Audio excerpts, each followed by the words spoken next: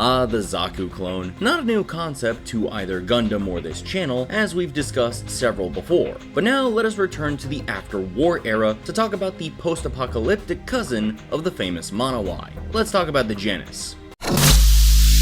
We once again find ourselves in the midst of the 7th Space War, because why have one Earth sphere spanning conflict when you can have several? Here I go killing again. During this war, each side made heavy use of new types, but even though these special humans bore the focus, the Space Revolutionary Army had one particular model that made up the backbone of their forces, the humble RMS-006 Genus. Standing 16.6 meters tall and weighing it at 7.7 metric tons empty, the Genus was a solid and sturdy design that proved to have quite the long-lasting impact. Many of its design features would be shared with other SRA mobile suits, such as the Jurek cold climate type. Powered by an ultra-compact fusion reactor, the suit was controlled by a single pilot in the torso. This is also one of the few mobile suit models that we see a dedicated external latch for opening the cockpit from the outside. Moving directly onto the armaments, this unit serves as one of the few examples of a Zaku clone with built-in weaponry. On the upper torso were a pair of machine cannons. Although not as powerful as a standard machine gun, they could still dent an enemy mobile suit with ease. Below them were mounted a pair of Vulcan guns, which, much like other Vulcans, were more meant for missiles and smaller targets, not having much power to deal with enemy mobile suits. Moving on to the handheld options, the Genus could use a 100mm machine gun as standard, but also could use a giant bazooka for more punching power, or even use a beam rifle, which again is pretty rare for a Zaku clone. The final two weapon options really aren't anything too special, being a standard heat hawk and an additional shield, which of course could be treated with an anti-beam coating. Now, while the SRA did have more advanced machines to use during the 7th Space War, the Genus still served as the frontline unit until the very end, with it being the main suit used to help develop the higher mobility Septim model, which in reality was just a Genus with extra thrusters on the legs. And both of these suits featured ground-type variants, known as the Genus Kai and Septim Kai respectively. The only difference between the original and the Kai models is the difference in shoulder armor and slight adjustments to the armaments. However, after the end of the 7th Space War and the mass colony drop performed by the SRA, several Genuses and Genus Kais found their way into the hands of third-party factions and independent vultures. Many of these Genus models would become rapidly modified to the specs of their specific pilots. One such example being, hold on, I got this, Uyoba Morte's customized model.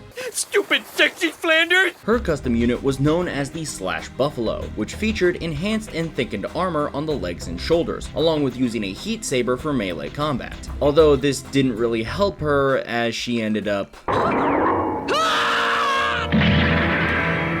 Yeah. Another famous customized Genus was the Genus Kai NLL Custom, featuring several improvements to the base model as well as a beam rifle and beam saber taken from the newer Octape model. NLL made great use of this suit fighting alongside the crew of the Freedine II during the 8th Space War, where her custom unit, while being older, was able to keep up and even surpass several of the newer suits deployed by the new UNE and SRA. Speaking of the 8th Space War, the Space Revolutionary Army was still deploying the older Genus, as they just didn't have enough of the newer models to go around, and as such, had to make do. And overall, that's the Genus. Again, another pretty short video, but that's to be expected. This is a Gundam X grunt. While I personally prefer the design of the Daughters, the Genus is also just a really fun design. In my opinion, the biggest appeal about these mass production mobile suits from the Gundam X timeline is just the different ways people could customize them. We see so many different paint jobs and modifications to these units in the show, and overall it just sparks the creative side of me to just ask, how could I customize a Genus if I had one? Anyway, that's all from me today.